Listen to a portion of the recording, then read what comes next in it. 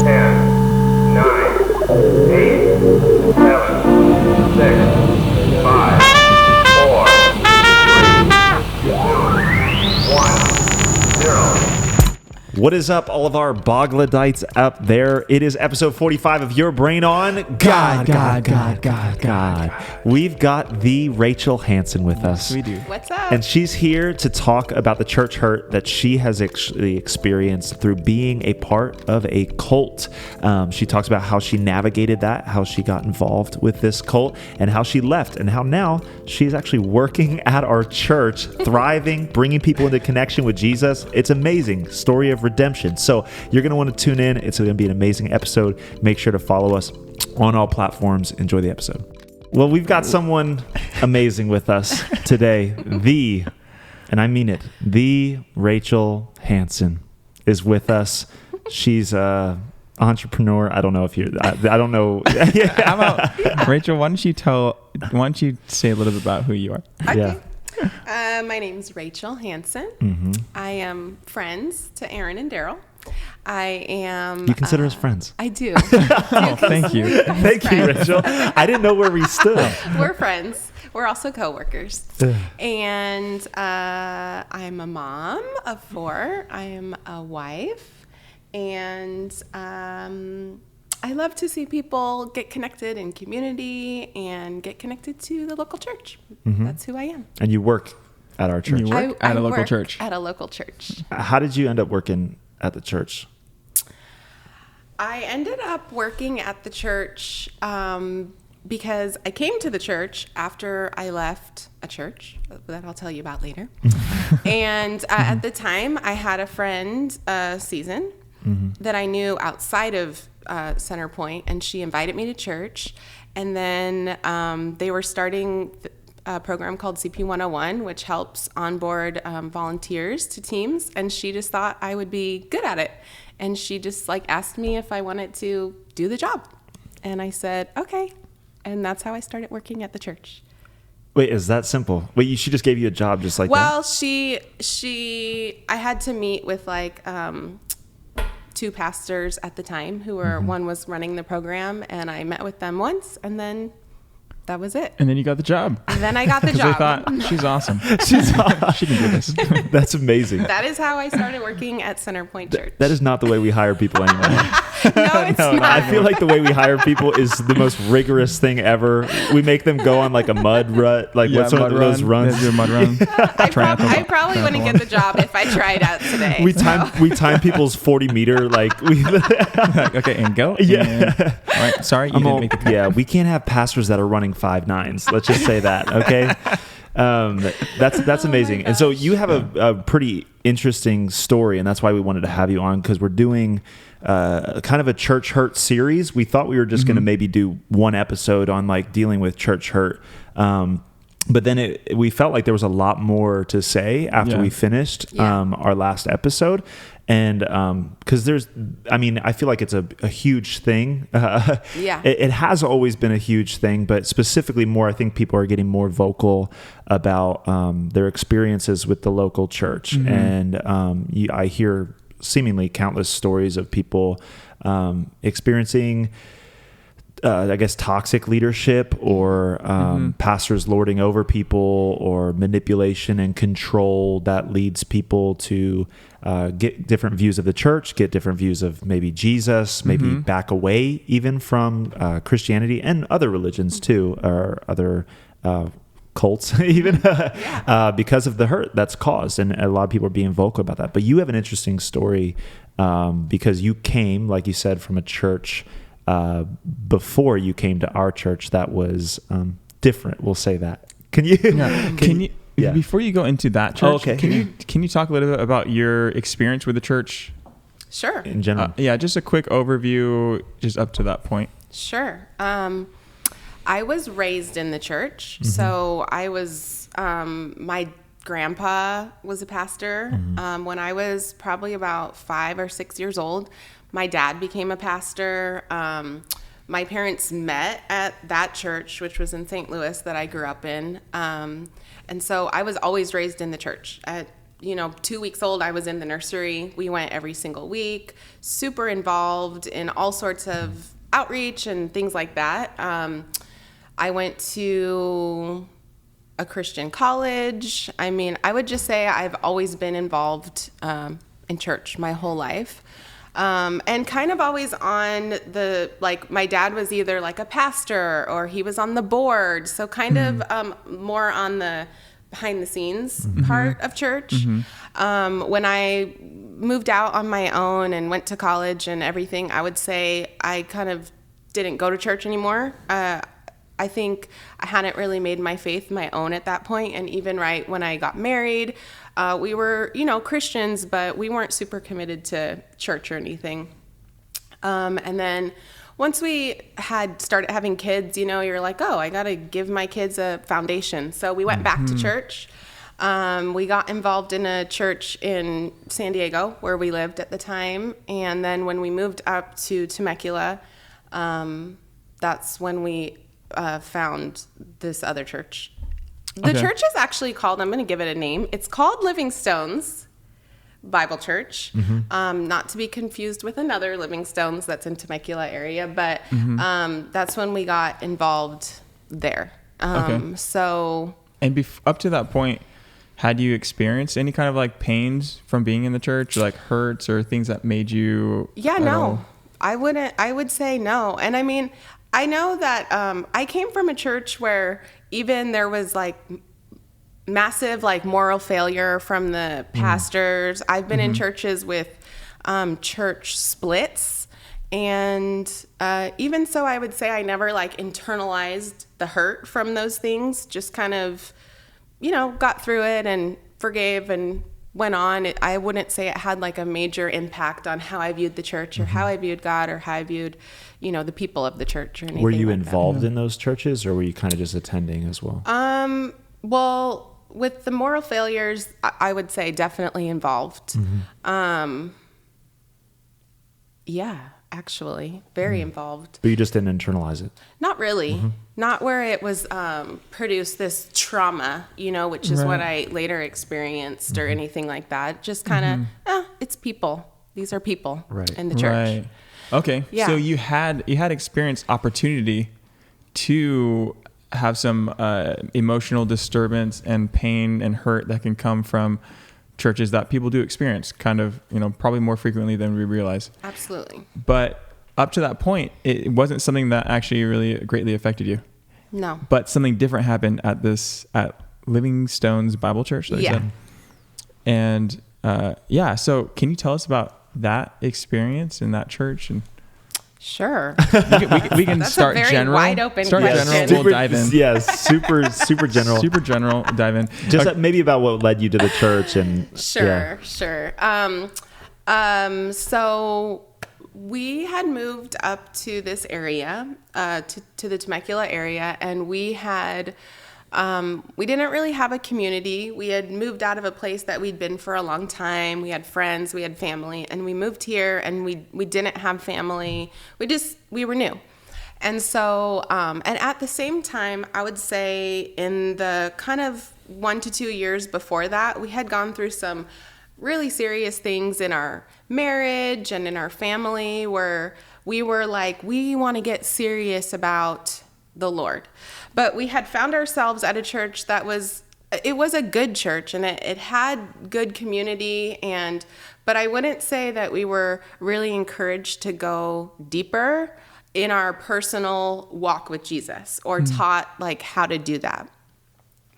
And so when we moved up here, we were at this time in our faith where we were together, Eric and I, my husband, just questioning like, well, what does holiness really mean? Or what does righteousness really mean? And like, I think the Holy Spirit does something, but we don't really know. So we were kind of wanting to learn more that we hadn't been taught at that point.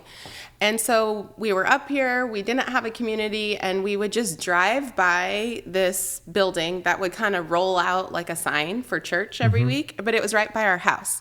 And we kept driving by, and then we thought like, okay, we'll just try it, So that's how we ended up going there. I think that what we were looking for was people who were really serious about God. Like, we didn't want to just have it be like secondary like it had been. And we weren't necessarily finding it immediately when we would just walk into these larger types of just regular churches, you know? So I think that was one of like the main draws. Like, the first time that we came into this place, there was only, you know, let's say 25 to 30 people. But they were so serious about God, and they were so serious about what they were doing. And the church service was probably like 3 hours long. Oh, geez. Yeah, it was like 3 hours long. But it was like everyone seemed so genuine and so committed, which is a red flag, actually, the level. But we didn't really know what we were looking for.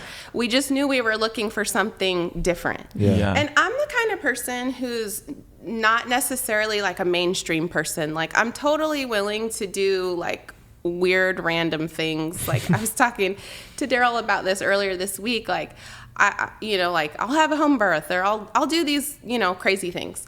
And so like the church service not being like normal didn't scare me, or it was appealing even. Yeah. I'm like, oh, that's cool. Like, I'll be a little rebel over here and do something different. And so, that's how we ended up going there. Yeah. Let me just tell you a little bit about it. Yeah. Because in order to like answer your question, so the church was like a small group of people. And before like the first time we came, I was sitting with my husband and we were saying like, we want to know what holiness is. And we walked into the church and the first message was on holiness. So we were like, this is it. We found this place. And at the time they would have these meetings. The church, there was a pastor of the church, and he would have, and they were called meetings. They didn't call them church services. So that's the language I'll be using. So they would have these meetings on Sundays and Wednesdays. And they were these long meetings that came with a paper full of scriptures, and you would just go through this paper, and he would connect all the dots of these scriptures. And it was Bible-based. It was completely just Bible. Just only scripture. Bible. Right. Just scripture, only Bible. And but the thing is there was one teacher, and there was no accountability. So it was just him. And there were I guess like extra biblical doctrine that kind of you wouldn't ever get anywhere else, but he could connect the scripture from here and here and here, like scriptures out of context to prove whatever point he wanted. Okay. And one of the doctrines of the church was that like you could be completely free from sin in this life. And that you could be completely, but he would say that he was completely free from sin. So that's two different. That's a little different. It's two different. Yeah. Saying that there's the possibility in this life to walk free from sin is one thing. Saying that's what I'm doing is quite another. Right? Yeah, that is but I haven't met someone yet, so. The format of... You haven't met this guy. Well, yeah. That's right. Yeah. You haven't met this guy. The format of a meeting was set up like he would give his message, and then we would all talk. So and he wanted everyone to repeat back. So whatever he said, then you would comment on and repeat back, like in your own way, how you had learned it. And so like that, even that is like getting your brain, like kind of making new neural pathways to have you believe like something new. Right. So that's why these meetings were so long, because he would say something and everyone would say it back. And the more individually, everyone or would at the say same something. time? No, individually. Oh, wow. So if you were giving a sermon in a like smaller group setting, and then you would want us all to comment back. Right. So he's saying it, then I'm saying it back. You know what I mean? Can you imagine doing that with 600 people at Centerpoint? One-on-one that would happen? Everyone Wow. would talk back. Yeah. That's insane. Yeah, it's really crazy, but that's how you start to believe things that you may not would have believed before. Do you have an example of like one that you remember repeating so that we can all say it in chant form together? Well, I don't have an example of that we could chant, but I was one of the things that he would talk about that I always like. I'm in wonder that I would actually consider now was like he would say like this scripture from Romans 6. I can't even remember it all, but it would say like to present your members like whatever to righteousness, and then it would say like alive to Christ and dead to sin. So his teaching was that if you were in sin, you are alive to sin and dead to Christ. So one of the whole premises of the theology was that when you were in sin or like not being led by the Spirit, then you were dead to God or like outside of Christ. But when you were like walking by the Spirit, or then you were alive to God. So you wherever you stood with God would change moment by moment depending on if you were being led by the Spirit or not. Right. And Does that make sense? And that was about even salvation, to a point of salvation. Like you're either in a place of being under the grace of God if you're living according to everything by the Spirit. Right. But if you were to sin, you no longer are under the grace of God and you do not have salvation. Right. Jeez. So that's like and he would use Romans 8:1-2 to be like you're either out of Christ when you're walking according, to the Spirit or according to the flesh, or you're in Christ when you're walking according to the Spirit. And if you're out of Christ, you're out. Yeah. Right. Yeah. I actually checked out the website last night. Good. And the first thing on there, literally, it was the first thing on the website was about how salvation is temporary and like not eternal. Is like and why. It's like, and this is the way that God works. He either works like this or he doesn't. And then he used scriptures to talk about what the whole foundation was and why he believes that.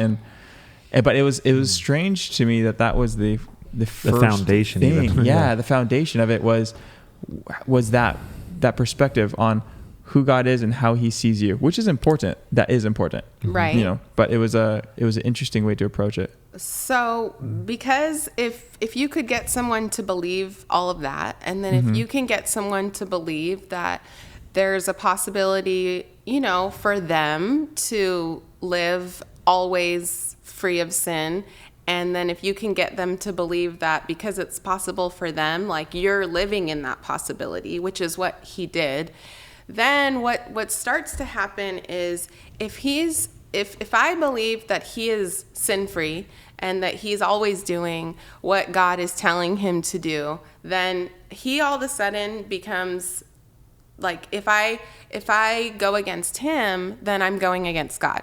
Oh, right. I didn't even think of that. Right. So, and that's where he led from, like that place.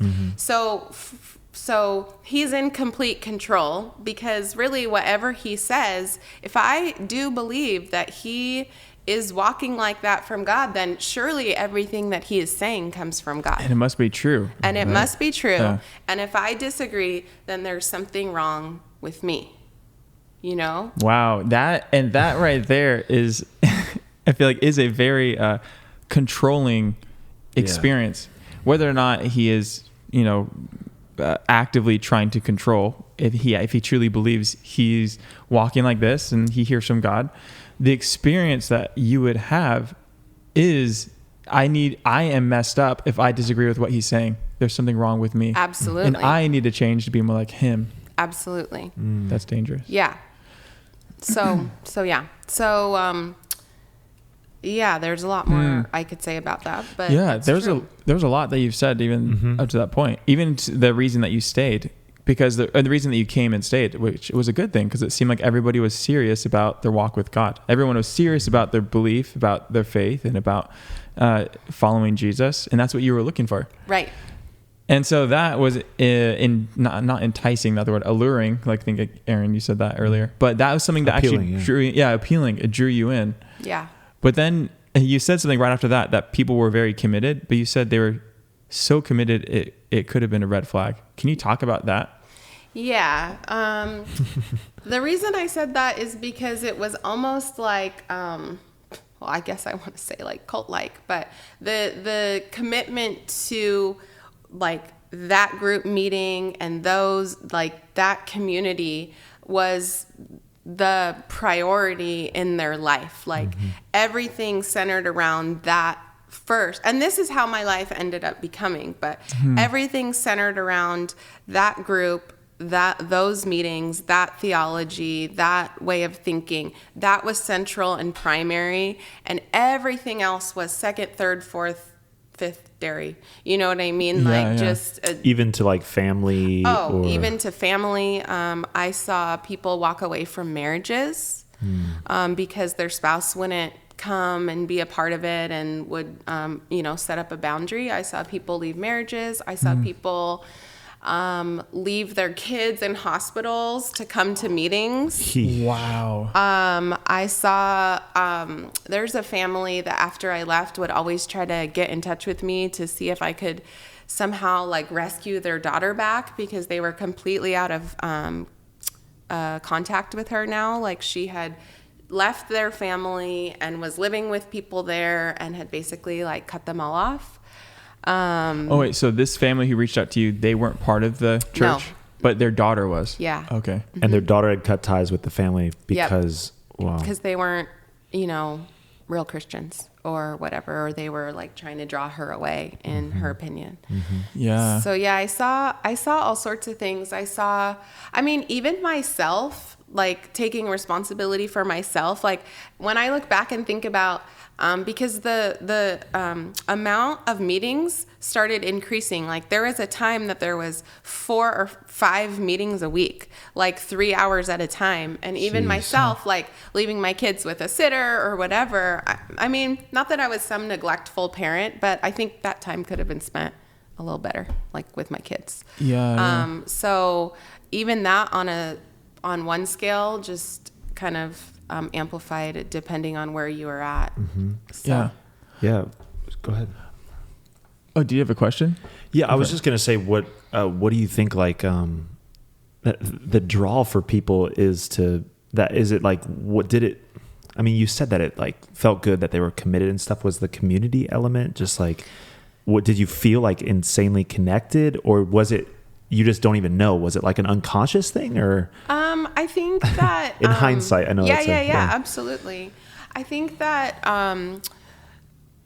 first there was community. I mean, I hung out with these people every single day, and we believed that we had this special knowledge of God that everyone else didn't have. And, we're trying to live our lives so holy, like, and so, just so right. And so we're doing it together, like we're taking this fight on together. So you have like that element. And another element is like, I think that for me, I'm a person who enjoys certainty. I think a lot of us do. Yeah. And I think that like a true like spirit-led life that's really just lived in relationship with God is not certain. Yeah. And it's just not. Every situation, every person you encounter requires something different that you have to be dependent on the Lord for. And I think that one of the things about an organization like that or a methodology like that is it's pretty certain. Like, if I do this, and this, I'm good. Right. Yeah. But if I do this, and this, and this, I'm bad. Like, even though I can't really ever live to that standard, if I can fool myself into thinking, for some reason I am, I could do this checklist. There's something like a little bit comforting about that. Like, I'm good. Even I'm having okay. clarity. Yeah. I'm like, oh, this is clear. Yeah. At least now I know what I Yeah. need to do. I could just focus on this and doing these things. And if I can do these things, I'll be good.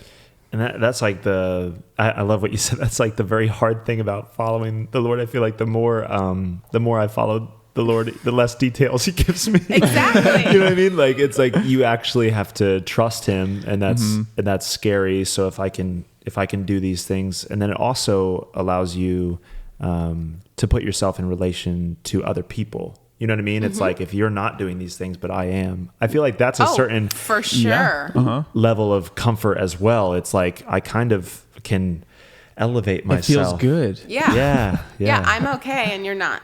Right. And I think another thing is just like kind of feeling like I know, like I'm special.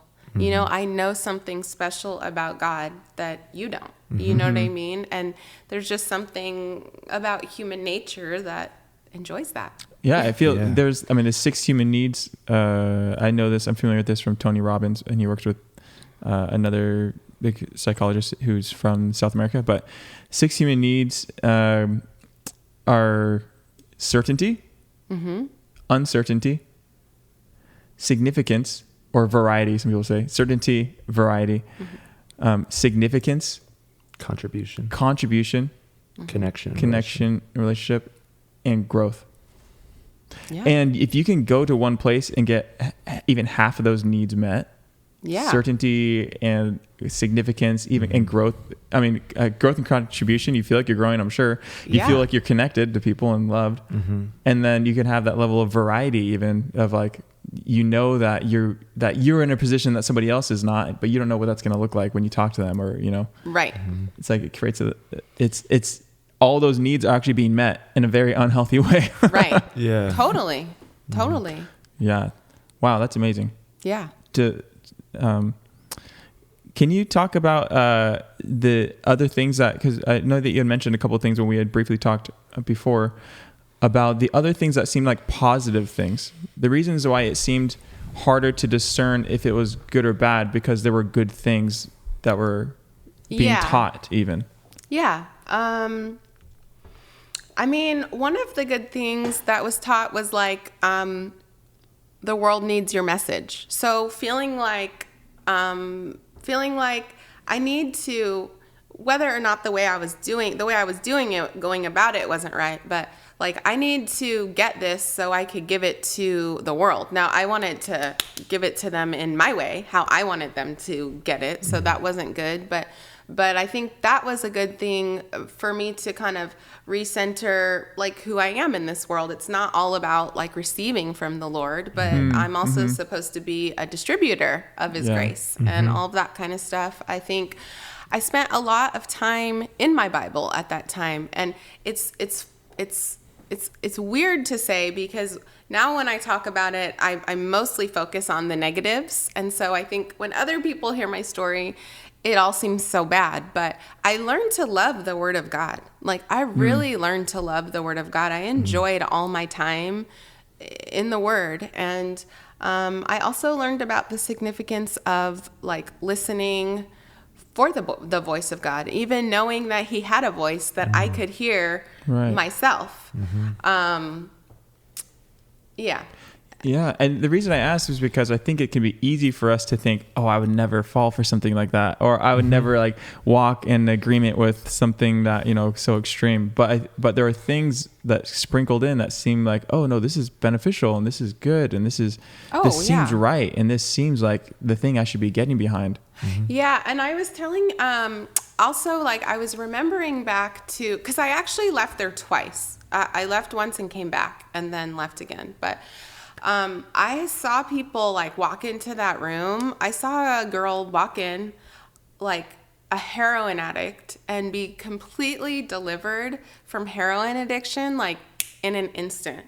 Wow. Like, so it was like I would see these things happen, and that wasn't the only time I saw something like that. And it's just when you see things like that, you start to think like this must be the only way. Now God is good, and He'll work when people have faith and they're willing. Like He can't not be good. He'll do that kind of stuff, but those kinds of things I would see, and then they kind of keep you coming back. Like, hey, I want to be where this kind of freedom's happening. Yeah. Right. Yeah. I was going to ask that if they were like, I guess, signs and wonders, or if it was like Pentecostal in nature. It was like totally Pentecostal in nature. It was like kind of like probably based on Assemblies of God, like then taken to further extremes. Like a whole nother level. Yeah. Yeah.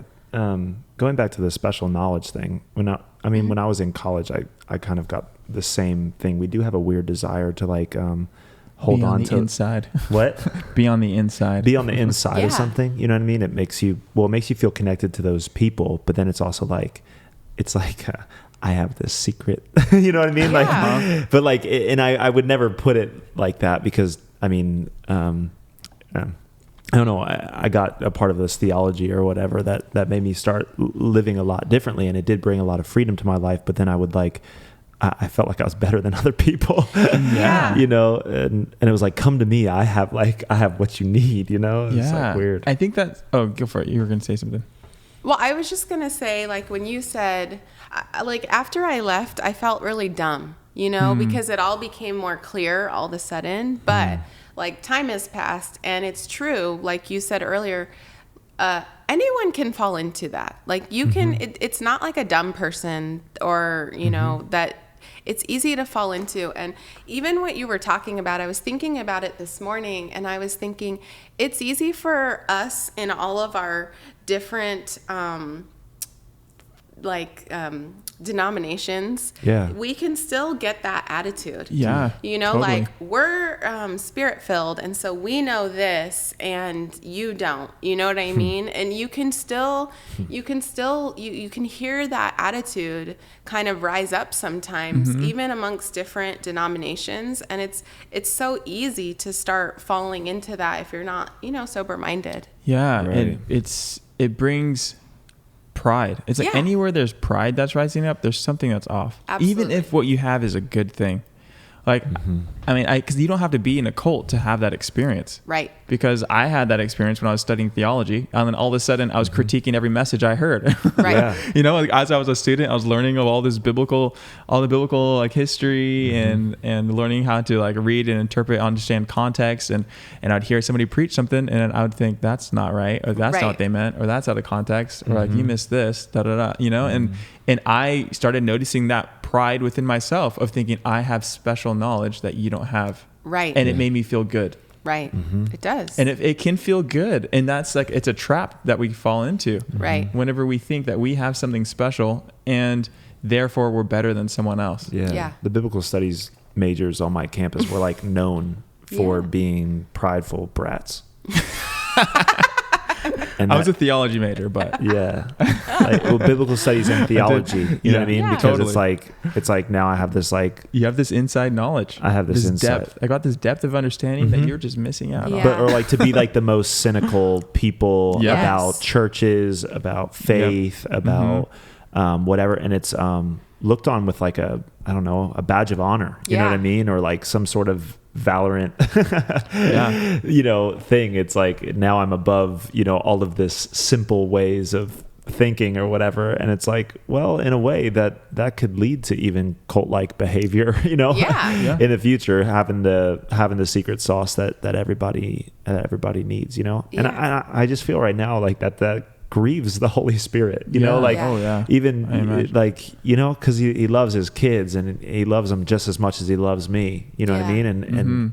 And if I was judged based on my theology, I probably wouldn't get in, you know, you know, so I'm grateful for that, you know, and then to put that on somebody else and think I have like some, secret sauce.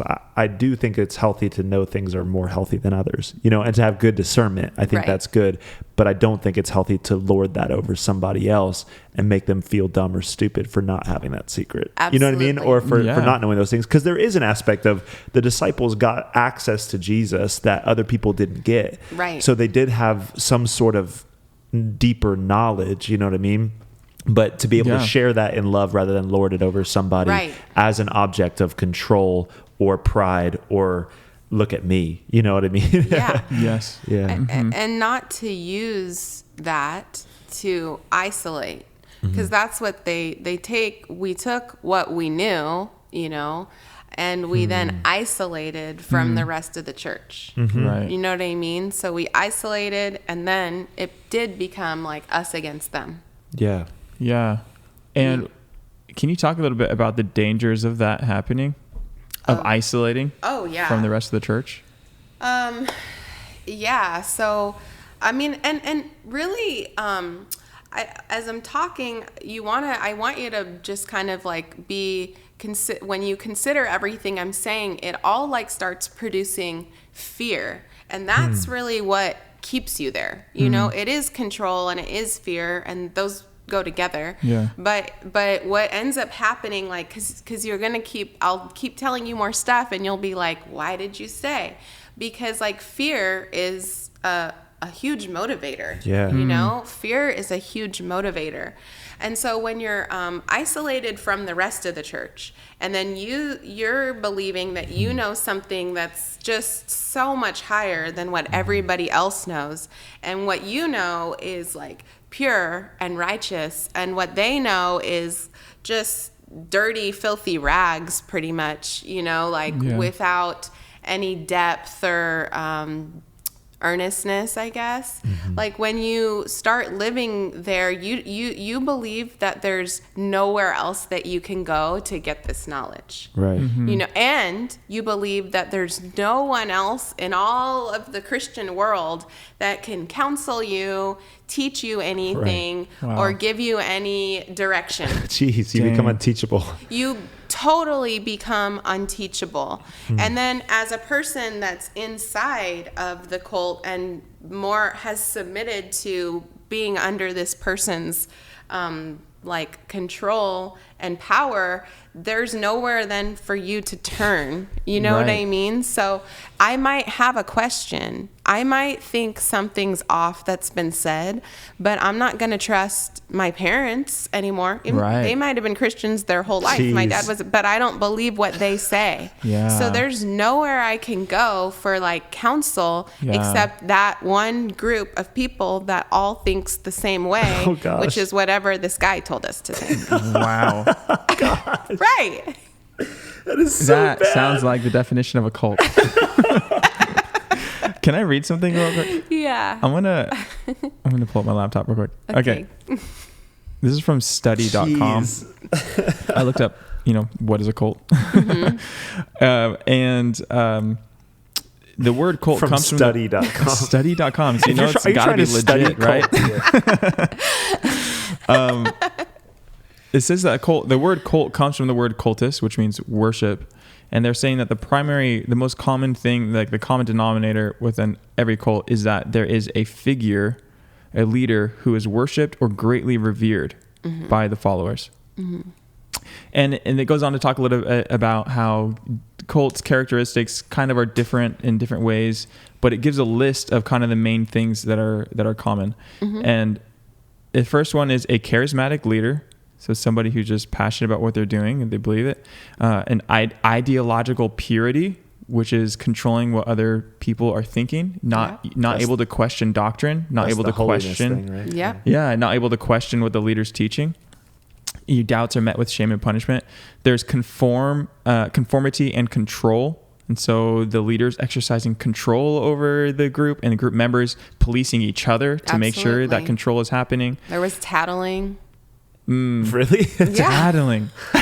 like they're doing this and stuff? Yeah. Wow. Yeah, to the main guy.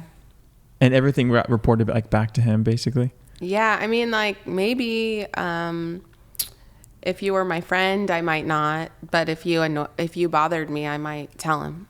Wow. Yeah, like what you said, or what you're not. She's not believing this, or Oh my gosh. like she's out of Christ, or whatever. Oh, God. That's it. Mind altering practices, and that is a wide range of things, but some of those include like meditative or chanting things, or like even what you were saying, like Yeah. I say this, now you say it, you say this, and then or whatever, and causing people to convince themselves almost of things. Yeah. Isolation and love bombing. Mm-hmm. Separating contact from others, right? Leaving Mm-hmm. family members, cutting ties with family. Us versus them mentality. Uh-huh. So Yeah. You were in a it is cult. us versus them, right? We got the special knowledge and they don't have it. Oh my gosh. There's apocalyptic thinking, which you haven't touched on that very much. I don't know if that was a thing, but a lot of like catalysmic events that are going to be happening and focused around, and then time and energy, meaning you're expected to dedicate huge amounts of time and energy to the cult. You have like 7 of the 8. Or how many are there? I don't There know. was 1, 2, 3, 4, 5, 6, 7, 8. Wow. Nice, Aaron. Yeah, I have 7 of the 8. 7 of the 8. You literally touched on almost all of those things. God bless you for being with us. I made it out. We're going to call this I Made It Out. I made it out. Oh my a gosh. Rachel You should. Hanson cult story. Wow. Wow. Goodness. Wow. Yeah, wow. And you don't recognize all those things are happening while you're in it. Oh no. Obviously. No. The interesting thing, even as we're talking, is it's like what you end up doing is, and some of it's the theology and it's all the things I've been explaining, but you just don't trust yourself at all. Wow. So there's certain things like that are in our body, like anxiety, or like we have these instincts that God put into us, and especially like people back in the olden days relied on them to know to eat and survive and all that stuff, but they're telling, a lot of times your body or your instincts are telling you something. And so there were lots of times where this just doesn't seem right, you know what I mean? But you just get into the habit of overriding that. So Wow. you constantly override your own conscience, really, because of fear, because of, all of these things, because of the pressure, because you don't want to be ostracized and kicked out and alone and all of this stuff. And then you don't want to go to hell either. Right. That's the big thing. Like, you don't want to go to hell. Or I didn't, And so, you lose yourself completely, and any sense of any trusting like anything within yourself. Wow. Right. Yeah. Can we talk about your process of leaving? Yeah. Unless you wanted to talk about anything else before then, but I would love to hear about what that process, when it began. Like you mentioned, you had kind of feelings of like, this might not be good, but you were more afraid to leave than you were to stay. Yeah. And so you ended up staying. But what ended up happening that caused you to leave, and what was that transition like? Okay, so what ended up happening at the end was we wanted to go on a trip with our best friends from San Diego that used to live with us, and we wanted to go on a trip. They have a cabin in Big Bear, and so we said, we're going on a trip this weekend. And actually what happened was the guy had asked my husband to give the message on that Sunday, and so that we were leaving. And so my husband said, oh no, we can't give the message. I can't give the message because we're going on a trip. Well, that was not okay, because the Lord would not have told him to tell Eric to give the message if he wasn't going to be there. So the problem was Eric wasn't going to be there. Like, Eric was the problem. Like, this must be outside of God's will. Because he hears God's will, and God's will is for Eric to preach. Because God's will is for to Eric speak. to preach at that day. And but Eric was like, no, we're gonna go. And so then what happened was, like, all that week, because like I said, we met like every day. So all that week, there were all of these messages that were tailored. And Eric was like, I'm not going, but they were all tailored to me. And basically like saying stuff about like bad company and, you know, that we were going off with like evil people and what would happen, like calamity will come to you. And so I started getting scared, like, oh my gosh, we're going to fall off the mountain. Our kids are going to die snowboarding. Like, you know, I start going into a panic. And then we finally were like, okay, we're going to stay. We won't go. So we said we weren't going to go. And then we were like, I wanted to say we only missed church one time that year. So this was it. Not that I need to justify to you. I'm just like trying to show you the degree. Yes. Right. Yeah. And so basically we decided we were going to go anyways. So we went. And then we came back. And when we came back and we went to the next thing, which was on a Wednesday or something. And everyone kept coming up to me and saying, oh, it's so good to see you. I'm like, I see you guys every day of my life. Like, this is weird. So I had asked my friend at the time, like, why is everyone acting so weird? And she basically said that while I was gone, there was a whole message about me. So the good thing about this person is like, he's completely like narcissistic, and he records like every single thing that he ever says. So I asked for a copy of the message when I was gone. And we're going to play that for you right here. And I got it. And I think he didn't say anything about Eric. It was all about me, because I think I was... Did he mention you explicitly? Like, actually my say Rachel? name. Oh my gosh. Yeah. Wow. And so... That's insane. Yeah, and so basically the gist of the message was like, I haven't been listening to God. I've been listening to the devil, and like everything that I've been doing is from the devil. And at the time we had like my foster son, and he was saying, I was like, she's trying to steal this child, which I wasn't. And you know, she's doing this, and then she's a wolf, and like we need to protect the flock, because all the girls were my friends. So he was telling everyone they needed to protect everyone, all the other like younger girls, from me. Is it because you were like his wife taking him away, Eric away? I'm confused how it started with Eric and then got about you. It was because Eric had no influence over the people. Like he didn't care. They wouldn't listen to him, but I was more connected with the people. Oh. And it was because he thought I was leaving. He thought that because we decided to go, we were leaving. And so he needed to turn everyone against me so that when I came back, I wouldn't have any credibility. Yeah. Wow. So that's what the whole thing was about. And so after we heard that, and there were things he said that I knew that he was lying. Like, I knew, like, I had a private conversation with him, and then he was saying the opposite to everyone else, but I couldn't use that to prove to them, but I knew. Right. And that's when I knew that I knew, like, you're a deceiver. You know what I mean? Like, that was when I was like, I don't care. And this is how I thought, like, because I still thought I was going to hell if I wasn't a part of that church. Wow. But I thought, I don't care if I'm going to hell. Like, I'm not going to be a part of this. Wow. And so I'm not going to hell.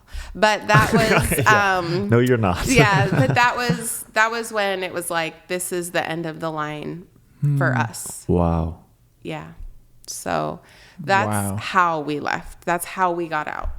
Talk about being hurt by the church. Yeah. Having a message directly spoken about you. Yeah.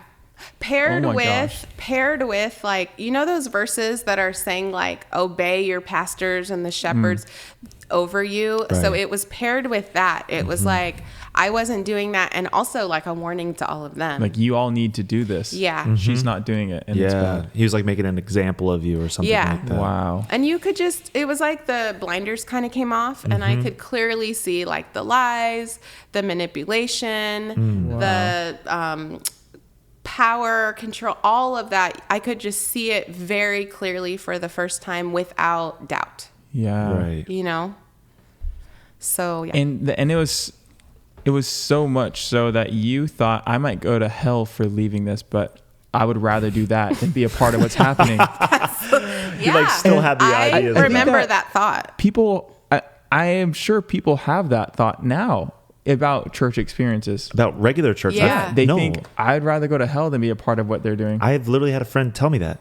Yeah. Right. Well, I mean, it was more like, he was more like, if my friends aren't going to heaven, then I'd rather go to hell With You know what I them. mean? Because it Yeah. was like, he couldn't grasp. He Right. also got into very, like very reformed, like Calvinistic ideologies. Yeah, yeah.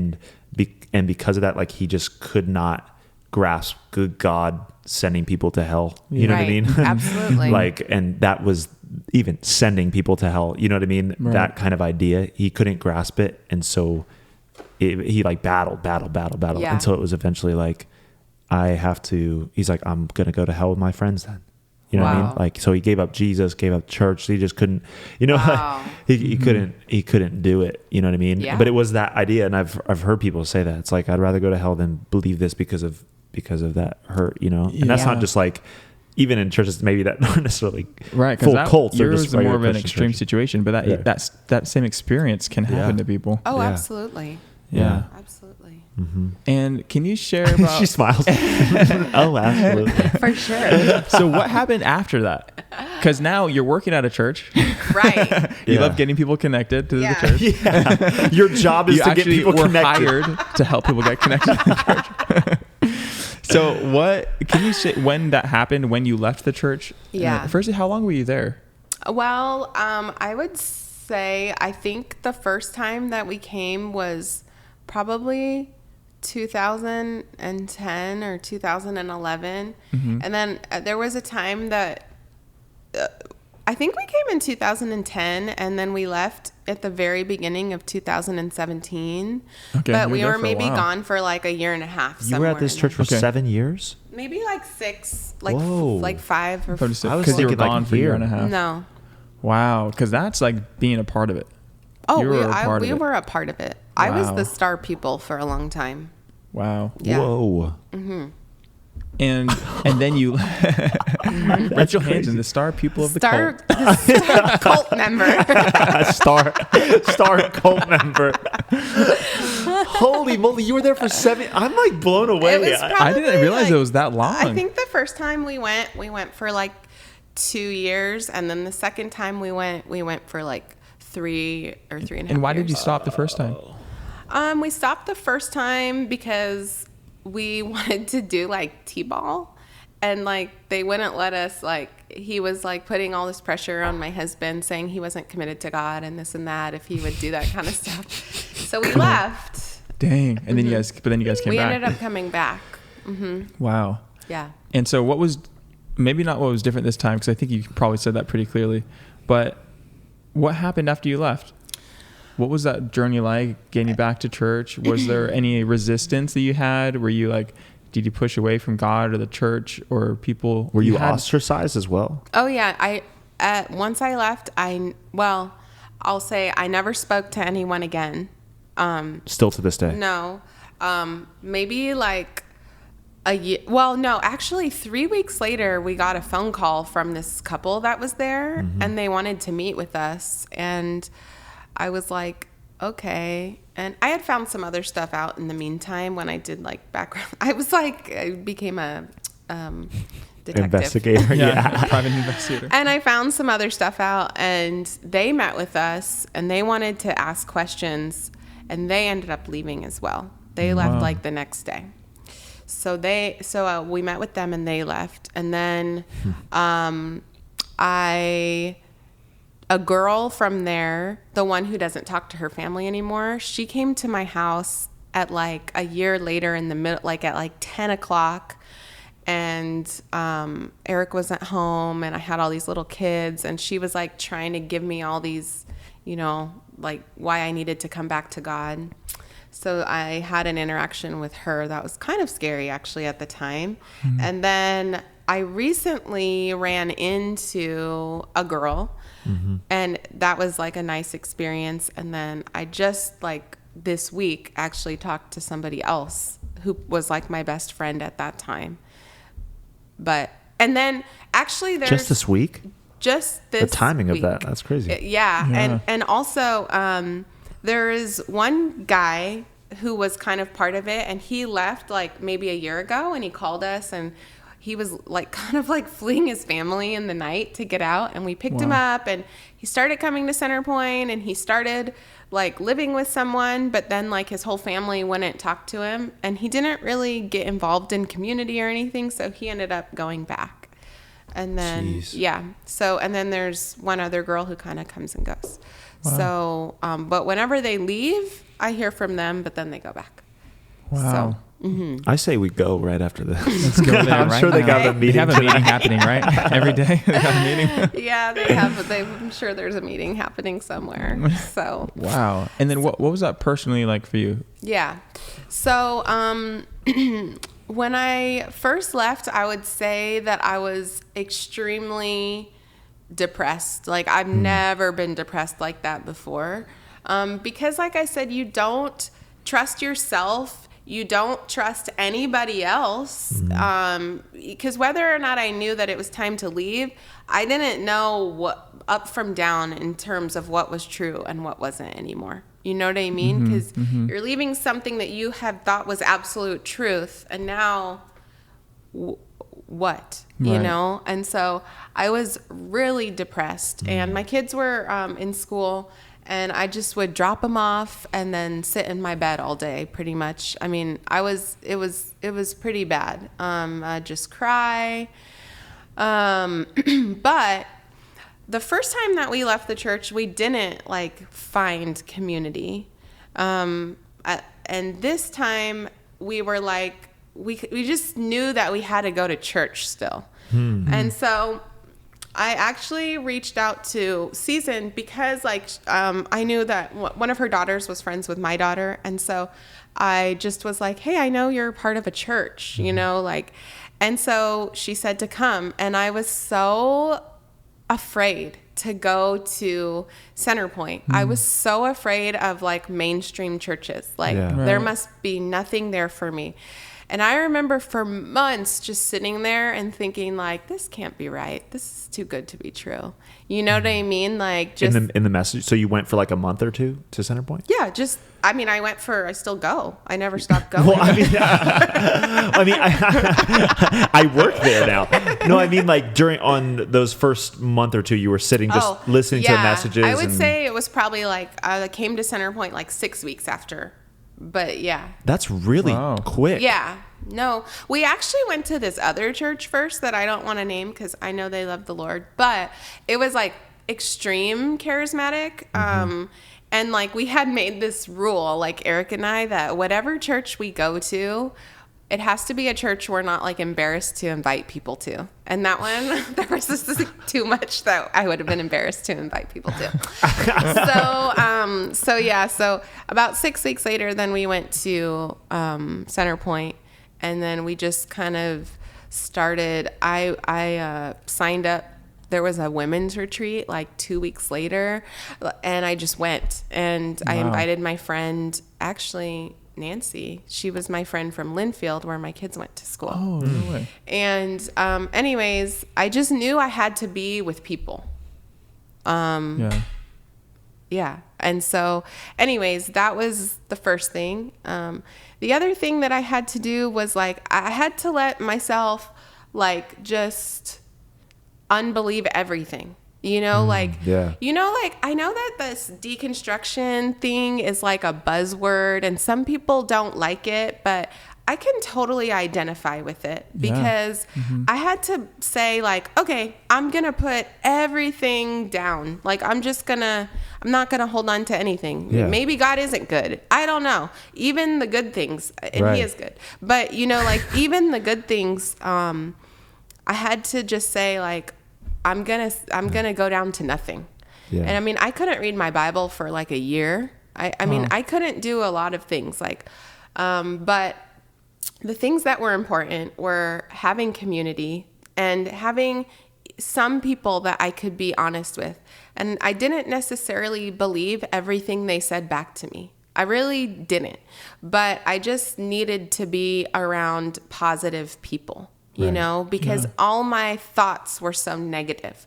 So even if I didn't hold on to everything they said, I needed to be around positive people who were going to just accept where I was, because I knew that they wouldn't understand. Right. Most people, like, even though I almost don't understand anymore. You know what I mean? But I just needed to be around people who would accept me. Wow. And they did, and everyone was super encouraging to me. And then I also had to let myself let everything go. I had to say, like, it's okay if you don't pick up your Bible. Like, you really, my whole sense of God was wrapped in this man. Right. You know what I mean? And it was too hard for me to untangle. And I didn't even have the spiritual energy or desire to do that. Right. But I had to learn that, like, that was okay. You know, like, that was okay. And that was such the opposite of where I was coming from. Like, it's okay not to know. It's okay to live in that tension. Right. It's okay to depend on these other people. It's okay to depend on worship music. It's just okay it's okay right now. And I think that's what God had to tell me in that. It's okay to be broken, or you know what I mean? Yeah, or yeah. even, It's okay to not know. Yeah, it's okay to not be like a crazy soldier warrior for Christ right now. It's just be.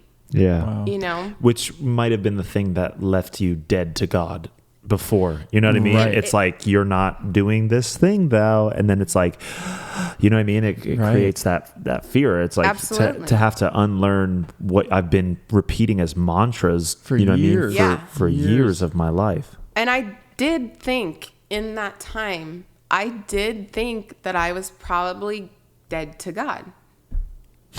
I even thought that, but it didn't, I just couldn't go back. Yeah. And somehow in the middle of that, I started working at a church. I was thinking, that's like, you started working there before I went. I started going to Centerpoint the end of 2017. Yeah, she's a Centerpoint veteran. And you were I doing, was there. You were doing Centerpoint. You were doing CP 101. I started working at Centerpoint in 2017. I went to CP 101 I remember when you were doing it. That when was your you first came. job at Centerpoint. I remember you in the CP 101 room. I was on it was a Saturday night. Yeah. And I would have had Wait, no so idea that what you had is- just come from such a traumatic church experience. What's the time frame from when you stopped at that church to when you started working at Centerpoint?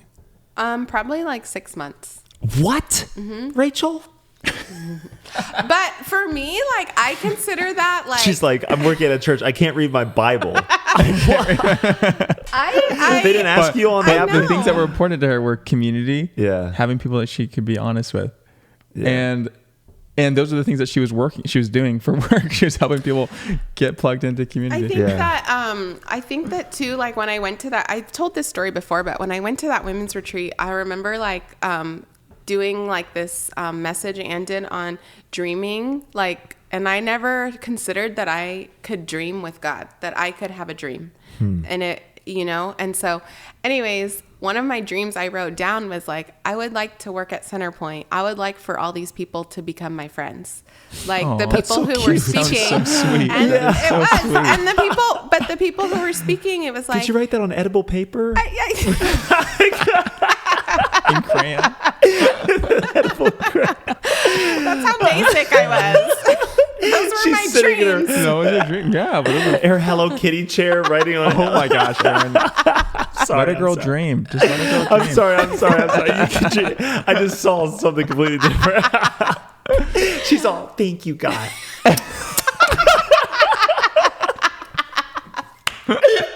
Oh, You gotta eat your Wow. dreams, That's man. so You gotta funny. eat your dreams. Oh my gosh. No, it speaks to such a simple desire and need, though. Yeah. And then that happened. And I think that I needed that to happen. And so I feel like it was God's grace to me to like have me work there. And in that capacity, I think it was like, okay. Perfect, yeah. And so, yeah. Yeah. Wow. Oh. Wow. Wow. How has that experience affected you even today? What have you learned from that? How have you changed? What do you do different in your life? Yeah. I think that one of the things that I love about God now that I didn't even understand before was just I appreciate his diversity and method. Like, I appreciate the way that God is unique and acts uniquely in every different circumstance. You know what I mean? Like, he's not black and white. There are some very fundamental things that are black and white, but like the way that God operates is not black and white. And I'm super thankful for that. Like, I'm thankful for a God I can't completely figure out, because if I can, I've made myself God. You know what I mean? Like, so Jeez. I'm thankful for a God that I can't figure out. And I'm very much like at peace with not understanding a lot of times why he's doing what he's doing. And I think I'm more at peace with just things not being how I necessarily think they should be. And so that's been like a positive. I think like one thing I value giving other people, like even as a parent with my kids, is like I really value people having their free will. You know, I really value my kids making whatever I want to guide them, but I value them having the freedom to make their choices and know that I'm going to accept them no matter what. That's something that I didn't know at that time, and I want my kids to know that they're, you know, still my children, that they can make these choices, and that even when they're doing whatever, good or bad, I'm here. You know what I mean? I think as a church leader, if people want to leave the church, go. I will not try to stop anyone from leaving Centerpoint, any church I'm at. You know, like, I really think people need to understand and value their free will. How you use it is up to you. But that's something. What else? I don't know. I think that from that experience, I think I've kind of just, the more I've grown from that, just knowing the less I know. You know what I mean? You know how they say when you get older, you start knowing how much you don't know, and when you're younger, you think you know everything. Yeah. I feel like that was my time in life where I felt that I knew everything, and I think from that, just kind of just comfortableness with saying, like, I really don't know everything, and that's good. And there's so much to learn. There's so much to learn. I think those are some of the big things that I've learned. Yeah, that's awesome. I think you're having community that you can be yourself with is just so important. It can get you through anything. And I had community before, but it wasn't community I could be myself with. You know, like it was community that I had to fit in this box to be accepted, you know? And I think that we have to fight to find those people and to be those people that are genuine about who we are, and then gonna accept who the other one is. Like, I just think that in this life, like that, my friends, my family, but that having that community is one of the greatest joys of my life, you know? Yeah. So I think those are some things I've learned. I love that community was your healing point. Right. Like, I think that's super, super powerful, that not to devalue the other spiritual disciplines, but it was like, I can't read my Bible, and like, I don't even necessarily agree with this message, you know, like, and I don't really think this whole worship thing, I'm not going to really engage. You know what I mean? I think I'm going to hell. I think I'm going to hell. I don't even think that I'm going to heaven with these people. You know what I mean? Like, you don't have any of the theology. You don't have necessarily any of the openness to receive the teaching, scared to enter into worship, or don't think you're even able to enter into worship because you're going to hell. Right. But you have people around you. Mm-hmm. And that is just speaks to the power of community. Yeah. You know, the power of having, and something that Ann says, Pastor Ann, for all those listening, pastor's wife, but it doesn't matter. I don't know why I said that. Anyway, it's Pastor Ann. It took me Pastor Ann Hanson. Pastor Ann Hanson. What did she say, Aaron? She Sorry. says the collective mind of Christ. That's one thing she says. Something that Pastor Ann always says is that community is an avenue to healing. Yes. You know, Mm-hmm. that some of us are forsaking like the very avenue that God wants to use to heal us. Yeah. Mm-hmm. And it seems like that was maybe the only thing that you could maybe grab a hold of is like, I don't agree with any of this. I don't know any of this. I don't know who I am anymore. Right. But I need people. And I think that is probably why you're still maybe connected with the church today. Because I think the disillusionment of church hurt or pastors failing or having a, existential weird crisis within the church, people immediately say, I'm not going to do any of that. You know what I mean? Like throw out the entire thing and then don't realize maybe throwing the baby out with the bathwater. You know what I mean? Don't realize, well, there is an importance for me to have people around me and to talk through these things and to not isolate myself and to not allow, because then you start telling yourself stories and then you never go back, because when you're not in front of people, you create enemies of them. Totally. Yeah. Totally. And it can be, I was just thinking that, people go through these experiences, and because they got hurt within the community, they're scared to try again somewhere else. Right. Because they expect pain. They think, if I do this, it's going to hurt again. Yeah. I imagine that you had that kind of similar type of a fear when you were going to go back to church, that you knew it was important to be in community. Right. But you were afraid, you said, to even go. Absolutely. What would you say to somebody who might be in that place where they've been hurt by the community or the church, and they're in this place where they're scared to try to find that church community again? Yeah. Wow. I would say that,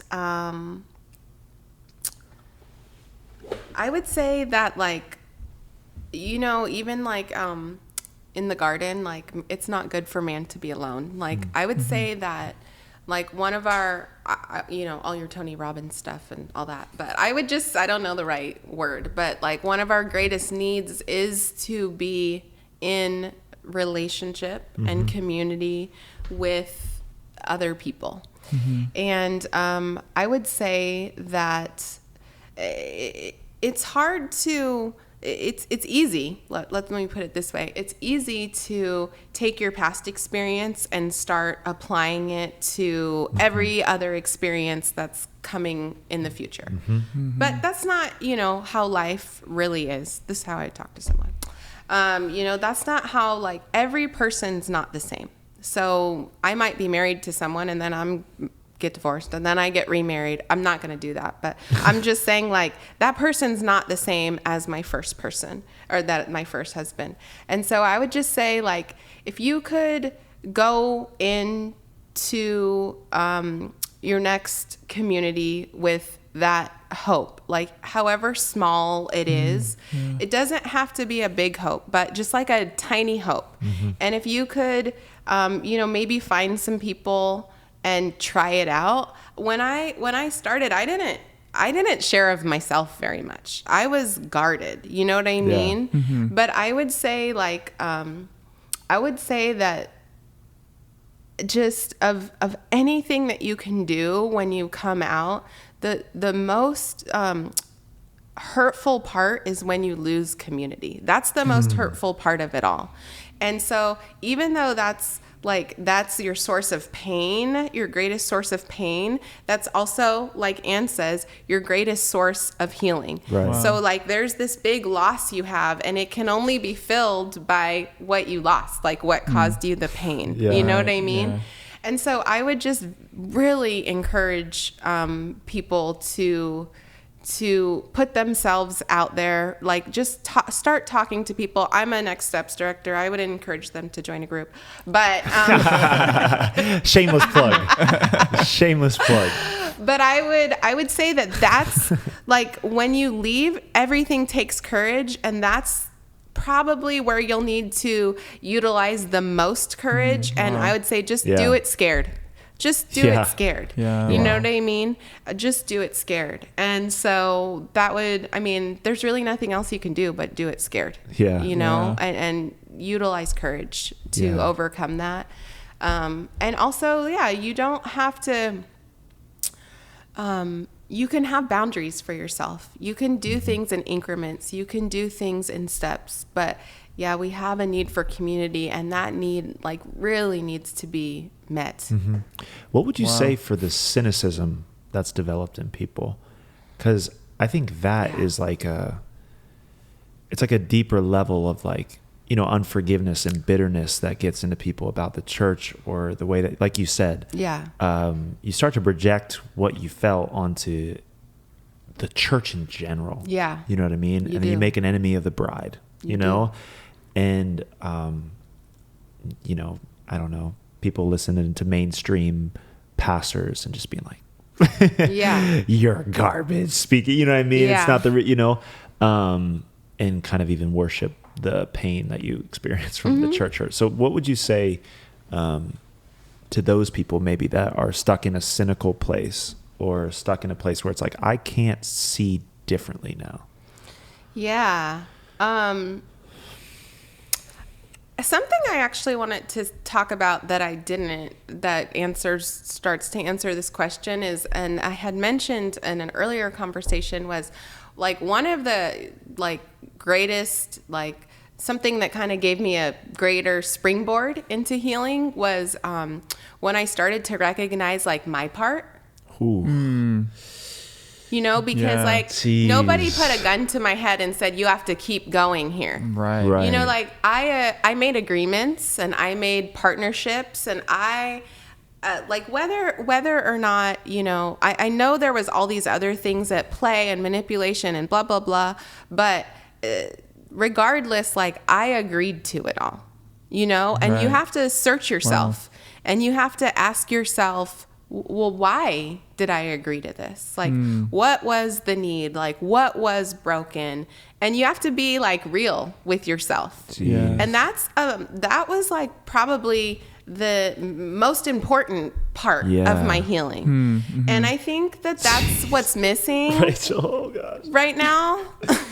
I think that's we're seeing so much cynicism, and for the cynic, I would ask myself, well, where did you ask them, where did you partner? You know what I mean? Church hurt, people get controlled, people have failures, da da da da da. But what part do you have to play? Did you idolize that person? Right. And so because of your idolization, this just completely knocked you out? Because I did that, and that's a real thing. Yeah. Did you participate in hiding things? I'm thinking of all the different things that are going on in this world, right? In the church world right now. And so I think that that has helped me to walk in forgiveness, because it's not just their fault. It wasn't just their fart that made me leave. It's not just their fault. We're not going to just go past that. We can't. It was not just the fart. It's not just their fart. There were plenty of other reasons. But, everyone plays. You play a part. Yeah. And so for a lot of the cynicism out there, I think I would say, first examine yourself. Mm-hmm. Examine yourself. And that would be first. Yeah. And then the second thing that I would say that helps me is just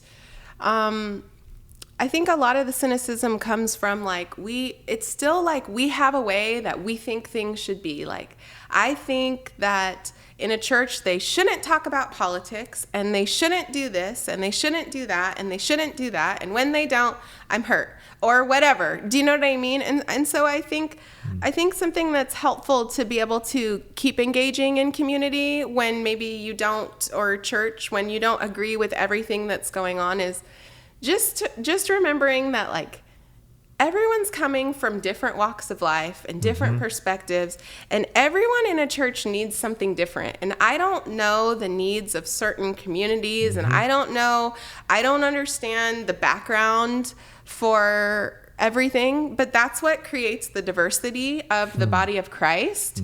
And I think that if you can keep that in mind, you can accept things that you may not have a conviction on, and you can accept that about other people and like be able to stay in community. I don't know if that makes sense. It does. Yeah, But no, totally. that's like, to me, that has been, especially in the last few years, like with all of this divisiveness in the church and people leaving and deconstructing and all this, craziness. I think that that's been a very helpful way for me to think. Is that like I have my way of thinking because I came from this family and I live this life and I have this culture, and that's why I think the way that I am. And there's so much value in what I have, but Aaron comes from something completely different, and so he's Most gonna definitely. so he's gonna view the world very differently. He's gonna see the needs very differently than I am, and we're gonna bring something different. We're not gonna see eye to eye, but like I have to believe that that's okay. Yeah. Not to mention that the is nature. so good. Not like we're just different temperaments naturally. You know what I Totally. mean? Like there's all that nurture stuff where it's like with backgrounds and diversity. Right. But then it's just like God made different people. Yes. So you even have more diversity in that place that it's hard to accept, but we'd love to have people think like us. Yeah. Unfortunately, but It's the whole confirmation bias. When we argue our point, we feel good. It's like we literally get hits of dopamine whenever we think we're right. Yeah. And we want to be around people where we can just talk about how right we are. Right. Yeah. But that's that whole black and white thing Yeah. that I'm going back to, that I think is so dangerous. I just think it's so dangerous. Yeah. And I think that if we can get out of this black and white thinking, like my way or the highway, or my way is right or your way is wrong, I think that we can better live in community, better forgive, because there are real hurts happening in the church. You know what I mean? Yeah. But there has to be forgiveness, real authentic forgiveness, like healing, transformation, all that stuff. But I do think that it has to come from just a place of gray. Do you know what I mean? Like that's what I think. We need to fall in love with the mystery. Yeah. Pastor John calls it the healthy gray. Yeah. Yeah, that a lot of what we're living in. Live in the healthy gray. He encouraged me to live in the healthy gray, Yeah. because it's a scary place. It's a really scary place, Yeah. But it is where it seems to be where the Spirit of God is, and you know what I mean? Because it's we all have those different ideas and convictions about different things, and you have to make room for all of it. Right. Yes. Yeah. Yeah. Wow. Rachel Hanson. Coming through, man. Coming through. Rachel Hanson coming through. Coming through. And I think this is, to have conversations with people is so important in those different spaces. Because I was thinking earlier that it's so easy for me to get mad and hurt at people when they're not in front of me. Yeah. Like, you ever fume in your mind about someone, and then you get before them and I can't say it the way I was thinking it. You know what I mean? Like, Totally. Right. because it's like, now there's actually a person in front of me Yeah. that I'm like, oh, they're loved by God. Dang it. You know what I Right. mean? Because I had so much to, destroy you and come out, like I had so much, and then you get in front of me and I completely rephrase how I was going to say everything, even if I still have to have the conversation of correction, or I still have to have the conversation that's hard, or embrace that, you know. But when we get in conversation with people, and people that often church hurt, it's like you're isolated, you're looking at the church from a distance, you're far away, you're staying in the cynical place because you don't actually have a person in front of you. Totally. You don't have the pastor in front of you. You don't have an actual believer in front of you. And then when you get them in front of you, it's like, I guess I can't curse you. You know what I mean? Like, or I guess I can't, like, you know, unless you're a sociopath, but. and then you still will. Yeah, no, it's so true. I think that the ability to have conversations about things like this and pain that people have, and have an open conversation about things that we've been through, and a place, like you said, Rachel, that you can be honest, people you can be honest with. Yeah. That truly is where so much healing comes from, because we can't experience the healing if we don't allow that hurt to be exposed. Right. And if we're trying to avoid the hurt and we're trying to avoid the pain, it's just going to be buried and be affecting us in all these different areas of our life. Right. And we get hurt in one way and it bleeds out in 7 others. And, and that happens whenever we harbor hurt and pain and bitterness. And so being able to have these conversations is so key. It's so important. So important. And I love having conversations of diversity and hearing different perspectives, and finding out ways that I'm thinking about something in a way that might not be the right way to think about it. Right. And I'm like, I want to be able to engage in those conversations. And anytime I find myself feeling the pride of I'm right and you're wrong. Yeah. I really need to check myself. Yeah. And to think, well, what's keeping me from even listening to this person right now? Yeah. Right. Because if they could have something to bring that I am missing, and if I'm missing something, I at least want to hear it. Yeah. Yeah. And you just want to understand the people. Yeah. Even if you're not missing it, let me understand you. Yes. You know? Right. Because being understood is a part of what helps healing happen. Right. It's just feeling heard. I feel like that happens so often when I have friends who've been hurt by church or by different theological things, and part of the pain comes from feeling like nobody knows where you are. Yeah. And like you're isolated. Right. Theologically, you're isolated emotionally and mentally, and you're not seen, and people don't really know where you're at. But if there's somebody who can actually hear you and you feel heard and understood, there's opportunity for healing to start. Yeah. Yeah, I mean, I think even this, I haven't talked about this in a long time. Like, it's a lot to talk about, and I mean, I feel pretty far from it now. So it's easy to talk about, but I didn't want to talk about it for a long time because of like all of the fear and shame that kind of, because I sound stupid, you know, like, I mean, you know, like, it's like, what?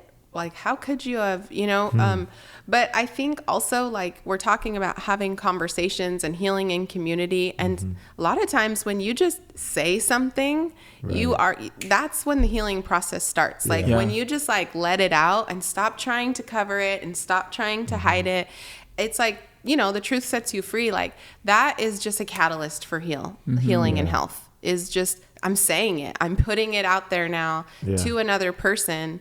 And guess what? It's not that bad. And all of a sudden I'm starting to feel better. Yeah. You know, I'm starting to release this from being like held within me. And that alone is healing. Yeah. Huge. Yeah.